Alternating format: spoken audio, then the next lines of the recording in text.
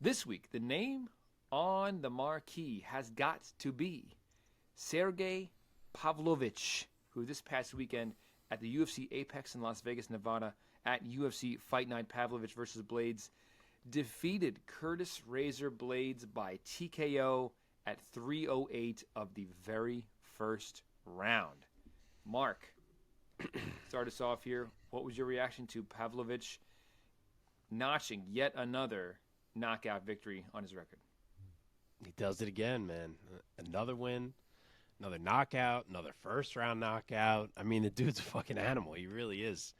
Curtis Blaydes choosing not to wrestle against that animal is the most Curtis Blaydes thing there ever was. I mean, he just does this shit. And he was doing okay, in the striking, which I'm sure is what he puts in his head of being like, I can hang here. But he's always doing okay until he's not doing okay. And that's the part that he seems to forget. So that game plan needed to be significantly more wrestling focused than it was. And I understand he's got to set it up and he's got to strike a bit. But, geez, there's got to be more wrestling urgency than that. You can't go 3 minutes just strike for strike with Sergei Pavlovich because it's not going to go well. And we all could have told you that wasn't going to go well. And it didn't. So Pavlovich was just way, way too comfortable as that fight went on, not having to think about takedowns. It was one half-hearted takedown attempt that Pavlovich shucked off after he had already kind of hurt Blaydes. Yeah. And, yeah, when he's that comfortable and you let him operate like that, he's going to hurt you. And, it's not the first time we've said this, but his hands are so fast. He's so accurate. He's so powerful. And it's all happening under, perfect balance. His body is always so perfectly balanced. Every step he takes, little angle he cuts, he's just he is a frightening striker. And for whatever reason, Curtis thought he could stand across from him, and it didn't work out. So it is officially now safe to say that we have a scary, scary challenger to the new reign of John Jones. If Jones does get past Stipe, you got to think now that this behemoth of a man is going to be waiting for him and that the billing for that fight is going to end up being huge. 6 straight first-round knockouts for Pavlovich, as I just said. So we will see if that's the point we get to. But, I mean, Sergey has ascended about as high as you can ascend at this point. Omar, give us your assessment of Sergei Pavlovich as a heavyweight. Do you see anything special about his technique, or is it more just, am I overthinking it? It's just that the man just has hammers, and he's No, dude, 260 it's pounds. everybody at 265 has hammers. Curtis Blaydes has hammers. Curtis Blaydes will put out, a regular dude looking at him wrong. Everybody at heavyweight can crack. Everybody at heavyweight, even on the lower end of the spectrum, can knock anybody out.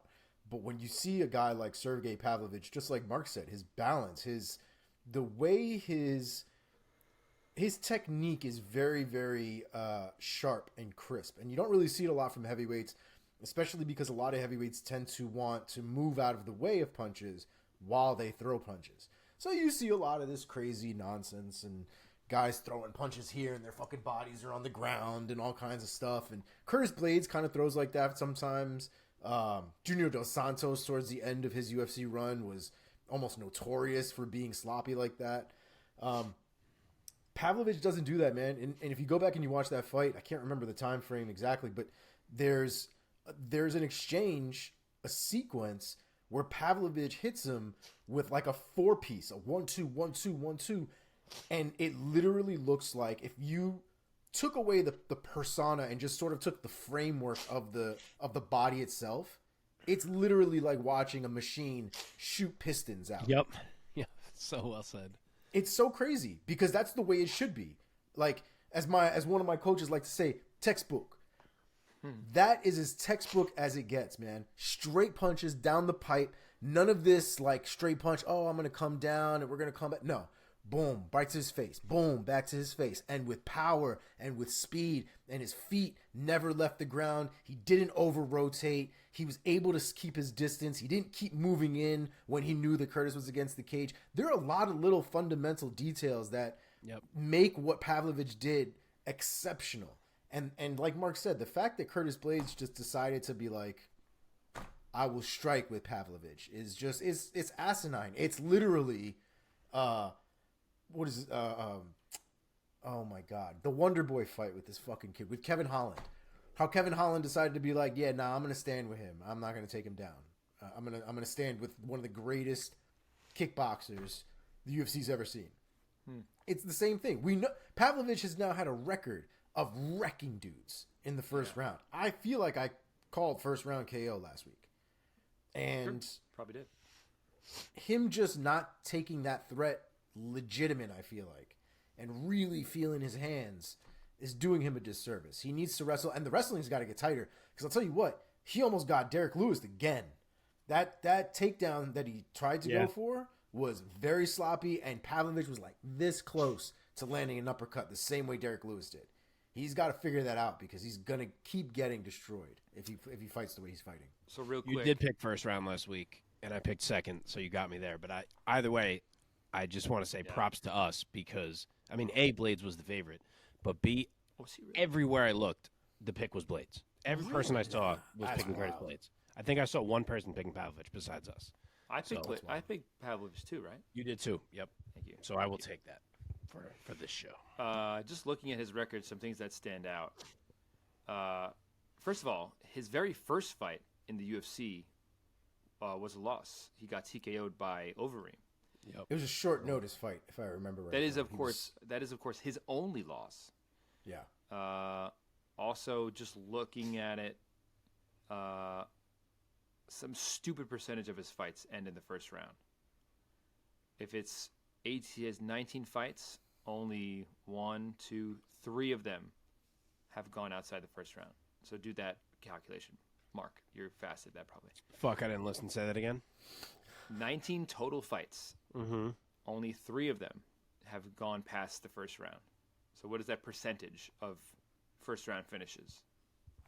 Like 85. Close, 84. That's pretty good. Wow. Thank you. Damn, Mark, you should work with numbers. So since his first fight in the UFC, which was a first round loss, he has finished all 6 subsequent opponents, all in the first round, all with punches. The man has anvils in his hand. Anvils. Okay. Yep. Let's talk about where I guess Pavlovich is kind of the obvious scenario that he's going to wait for the winner of Jones and Stipe, yes? Yeah, I think really the only question at this point is if that fight is happening. Because if for any reason it doesn't, it could even be Pavlovich now. Yeah, could be. that's really where we're at because the Jones and the Stipe, they're playing games. Like there's no real promo leading up to this fight. I know it's a ways away, but a fight like that, they'll throw little things in there here and there. We haven't gotten anything. Stipe went like dark for a week and a half, then Jones went dark for a week and a half, and it's been odd.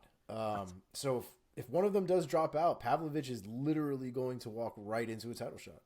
Well, I'll tell you what, if John Jones, having the light heavyweight resume that he already has, obviously, moves up to heavyweight, and he beats Gane, then beats Stipe, then beats Pavlovich, and then maybe by that point would have Aspinall, who's kind of like the other guy that we haven't really seen anyone beat yet, and beats him, like the GOAT argument would not even, you shouldn't even talk about it anymore. It would become silly. yes. I think it's crazy he signed another 8-fight deal. We're going off the rails a little bit, but an 8-fight deal for John Jones. I didn't even see that. Well, that's how he came back. I'm This saying is- I didn't see it was 8 fights. That's crazy. It seems crazy, right? Like it seems like a long time at heavyweight that I didn't expect. I figured he'd do 3 fights, maybe 4, and then just be like, I'm the GOAT, bitches. And I mean, he walk might out. still. It's not like he's tied to having to do them all. Seems but, wild though to stay stuck in that contract like that, especially somebody like John Jones. Yeah. Yeah. Let's now He's talk got about a chance for a mythical run. let's talk about the guy who I have said for quite some time that I think would have been a great matchup for John Jones, that being Curtis Blaydes. You can disagree with me if you want. I will. You will, really? Interesting. Oh, It'd be interesting. It'd be I interesting. wish we could have had this conversation, but I sadly think that we never will see this fight because this is just a Curtis Blaydes cycle, is that he wins a few and then he loses and he just can't quite get to the summit of the mountain that is a title shot. So, Mark, give me a name who you think should be next for Curtis Blaydes at heavyweight. To me, it's Aspinall, just because it already happened and we didn't get a result. I mean, Blaydes versus Gane, of course, is also a great fight that you feel like we do need to see at some point in time here. But I would rather get the result of Blaydes and Aspinall settled. Omar, what about you? You think Aspinall or somebody else? So with Blaydes having gotten royally fucked up, I don't see him making a quick turnaround, and I'm pretty Oh, sure. no, I meant assuming they're talking Aspinall against Tibura. I meant assuming Aspinall wins that fight. Oh, okay. I was gonna say because I know Aspinall was trying to get back in there pretty Yeah, quickly sorry. now at this point and doing the June thing. But yes, I would definitely be down. I mean, at that point, it'd have to be the winner, right, of Aspinall Tai Tuivasa. But I guess there's an assumption there that Tibura. Tibura, sorry, that Aspinall will walk away with it, which is fair. Yeah, I shouldn't assume that. Who knows? Yeah, man. Yeah, I feel Just my bad guy. for Blaydes, man. Also, because I feel like there have been heavyweights in the past. I might be totally talking out of my ass. I feel like there have been heavyweights who have gotten title shots off of 3 or 4 fight win streaks, and he has had like 3 4-fight win streaks in the UFC. Blaydes. Oh, He goes on like a mini streak and then he gets a loss, and then a mini streak and then he gets a loss. But this is my thing. It's like this is why I don't understand the John Jones conversation, because even if you talk about stylistic, first from a resume perspective, I don't see how anybody thinks that John Jones loses that fight. From a stylistic perspective, do people really think Blaydes is better at wrestling, technical wrestling, than John Jones? Because I don't. Look at the one. You would never in your motherfucking life see John Jones shoot a takedown the way that Curtis Blaydes has now done in 2 separate fights. Never. He is Absolutely a great wrestler once he has a hold of you. His entries have never been thrilling. And he has good power, though. Like, we've seen him double leg people. We've seen him literally launch dudes in the air on their sides. I'm not saying he's not a strong dude. He's massive. That is a massive human being. But John Jones is also now a massive human being. And we're talking about technique at this point. I would bet my house on John Jones wrecking that kid. 100%. Sure. I'm not What's saying interesting... Sorry, Mike, go ahead. I'm not saying I would pick Curtis Blaydes, but for me, it's simply a combination of his attributes and his skill set that I think would be a very interesting and intriguing matchup against Jones. I think it would be the first time you see Curtis Blaydes on his back for round after round. Could be. It's interesting because he has only lost 2 knockout artists. Ngannou, Derek Lewis, Pavlovich. It's only these guys with the one-hitter quitter that he loses to, and John Jones ain't that. So that's kind of an interesting angle. But no one has ever wrestled like John Jones. I mean, John Jones. I mean, is... I'm picking John Jones in that match. Crazy. Don't get me wrong. But hey, I mean, he's not dead yet. If he could beat Aspinall, he could be in a Gane fight or a Stipe fight if Stipe lost to Bones. Like, he could be right there again very soon. Yeah.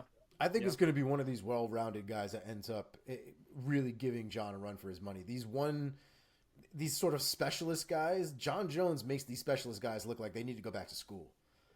But well-rounded guys who can kind of do a little bit of everything and kind of make Jones uncomfortable in a little bit of situations here. I think it's going to be guys like Aspinall. I think it's going to be guys like Pavlovich, even though I think Pavlovich eventually gets torn up in a grinder. It's going to be guys like Almeida who make their way to the top. Like, That's an interesting one. Yeah, dude. Wow. That to me, that's the worst fight in the division for John Almeida? Jones. Almeida. Almeida's scary. I don't know that what his striking, if his striking is enough to hang if he can't take Bones down. Aspinall intrigues me more just because he's so dangerous everywhere. True. I don't know. I like Almeida's sheer athleticism and youth. Yeah, Against Jones? I do too. And size. Even though his face is 50. I'm going to say this. I'll say I would have been, and this might be hot take territory.